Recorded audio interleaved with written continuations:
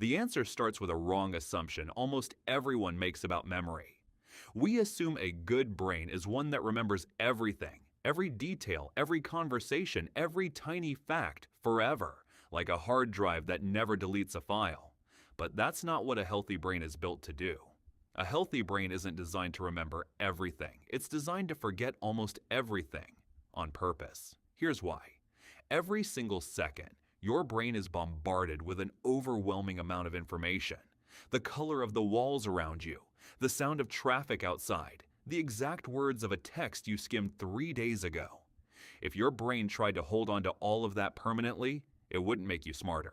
It would bury the important things under an avalanche of useless ones. So your brain does something remarkable. It actively deletes information it decides you don't need, and it does this constantly, automatically, without asking your permission. Scientists have a name for this. It's called synaptic pruning. Your brain builds connections between neurons for new information, and then, if that information doesn't get reinforced, those connections weaken and eventually disappear. This isn't a malfunction. It's maintenance. Your brain is clearing out storage space so the important stuff has room to stand out. But here's the part that surprises people the most. Researchers studying memory have found that people with sharper, more efficient memories aren't the ones who remember the most information.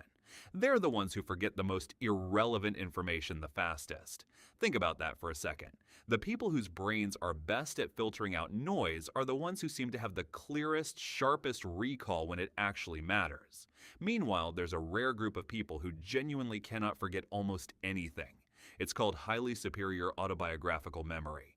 Give them any random date from their past, and they can recall exactly what happened, what they wore, what the weather was like. You'd think that would make life easier. In many documented cases, it doesn't. Several people with this condition describe it as exhausting. Every emotion from every day of their life remains just as vivid and present as the moment it happened. Old embarrassments, old grief, none of it fades. Their brain never got to do the one thing a normal brain does automatically: let go.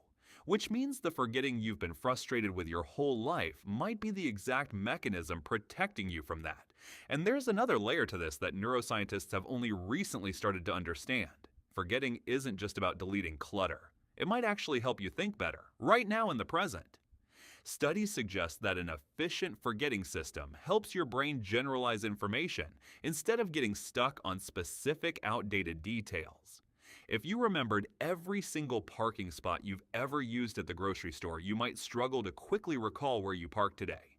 Forgetting the old ones clears the way for the brain to prioritize what's relevant now. In other words, your forgetful brain isn't failing to keep up. It's actively deciding, moment to moment, what deserves your attention and what doesn't, so that the present version of you can think clearly instead of drowning in the past. So the next time you forget where you put your phone, or blank on a name you just heard, don't take it as a sign something's wrong. Take it as a sign your brain is doing exactly what a healthy brain is built to do: clearing space, filtering noise, and making sure the important things, the ones that actually matter, are the ones that stay. If you want more videos on the strange ways your body and brain quietly work in your favor, subscribe. There's a lot more like this coming.